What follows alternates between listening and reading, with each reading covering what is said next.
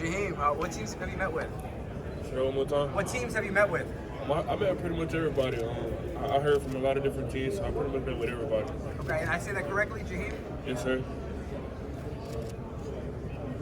How would you describe your game to the teams that have met with you? You've returned kicks, you've ran the football, you've played tight end. How do you sell your game, your versatility? I tell the team if they come and pick me, they're getting a guy that loves football. They're getting a very explosive guy that can do whatever they ask me to do on the field. What have teams been telling you, I guess, what they sort of like about your game, what they project you to be in their scheme, maybe their system? A lot of teams that I'm hearing from, they all telling me that I'm a receiving tight end. So that's pretty much, you know what I'm saying, the things that I did throughout the years that I played football in my college career. I'm a very explosive guy, and those are things that they've seen. Talk about your career in South Carolina and how it developed you, and then also transferring to Florida State. What went into that, and how did that help you to get to this point now? My first 3 years in South Carolina, I feel like it molded me into the guy that I am today. So just going, you know what I'm saying, going through those 3 years with that staff down there, I feel like it was a great thing that I went there first. It was in the SEC. It don't get no better than that. A lot of big time games there. And then just going to the ACC, a lot of things that I seen in the SEC I didn't see in the ACC, and a lot of things that I seen at the ACC I didn't see in the SEC. So I just feel like just being able to play in those two different conferences, I feel like it molded me to be ready for the NFL. Say that one more time, I can't hear you. He's a very explosive guy. He was one of our freshmen that was a big target. I feel like this year he's going to elevate along with some of the other guys there as well. Jaheim, I think so many people are talking about Michigan having 18 players here. They're not talking about the 12 players from Florida State. There was only one here a year ago. What does that say about what Mike's been able to do and maybe how that staff have been able to grow you and some other players? Ever since I got to Florida State, it was nothing but love. It was a standard that we had to live up to play for Coach Norvell. Everybody seen what happened at the end of the season. He was ready to go to war for us about, you know what I'm saying, what happened with the college playoffs. I just feel like the things that he set out in front of us for us to do, that's what led us on how the year that we have, and that's why we got 12 guys here this year. Can you expound on that? About what kind of coach is Mike Norvell like, and what is it like being coached by him? It's tough. It's not easy. Just going day in and day out at practice, you always want to do right. Because if you're not, you're going to hear about it for at least 5 minutes. So you just want to do the right thing at all times. Just, you know what I'm saying, just elevate every day, just get better. That's all. That's what we live by every day, is getting better. The tight end position has evolved over the years. Who are some players that you watch now that you try to cater your strengths to and try to follow?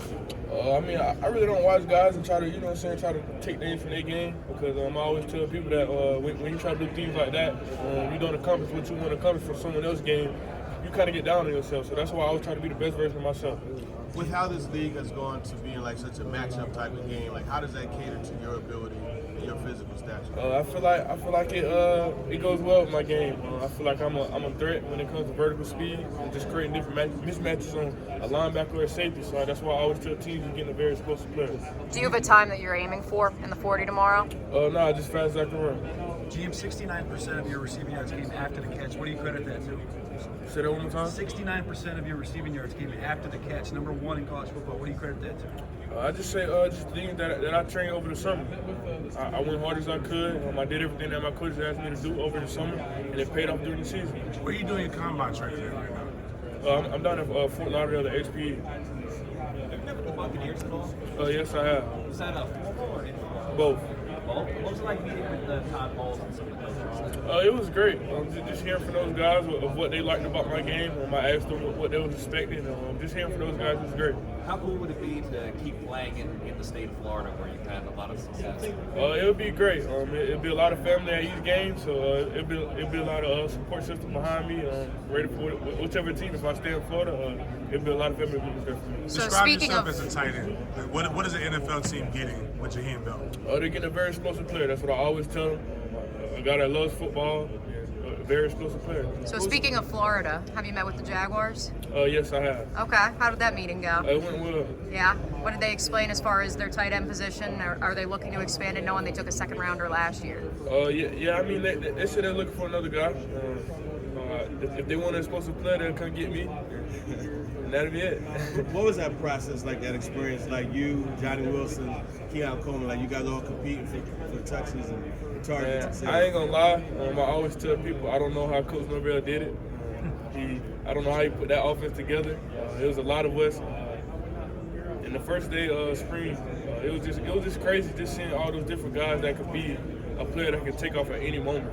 It wasn't just like some teams have one or two guys. Like we have multiple guys that could like contribute one game by themselves. So I mean, I felt great being around that offense. I learned a lot. Did you guys like compete within each other? Like, you know, this game I'm gonna have more catches than you, more touchdowns, anything like that? Nah, we really didn't look at it like that. We just looked at it like just do the right thing, and the ball will come to you.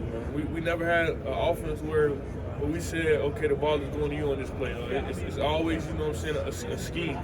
Just doing the right thing at the right time, and then when your moment comes, just be ready to shine. If you go back to that Syracuse game, Coleman made that crazy one-handed catch. What were you thinking when you saw that? When I seen that, I was just like, that's normal.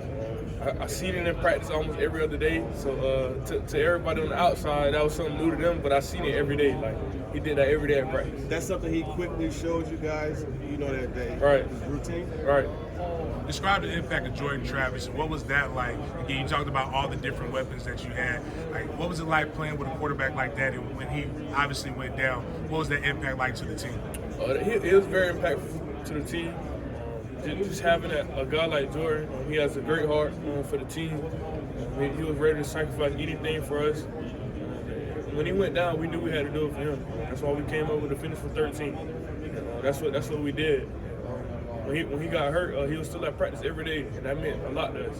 Just having him on the sideline at practice, having him at the Florida game, at the ACC championship game, just having him on the sideline, that meant a lot to us. A lot of negative things have been said about the transfer portal, but obviously you utilized it to the best of your ability. Talk about why you chose Florida State and what Mike Norvell actually said to you to make you be able to choose Florida State over other SEC schools or other schools. The reason why I chose Florida State, I was only talking to two schools. It was Florida State and USC. And I felt like I wanted to be around another great quarterback like Spencer Rattler. Caleb Williams and Jordan Travis were the two guys that stood out to me. And it came down to him and Coach Norvell. It meant a lot. I see Coach Norvell, I seen the realness in him, not just the words that he was saying, but I just felt it. When I feel those type of things, I feel like I need to make that move. I feel like I made the right move.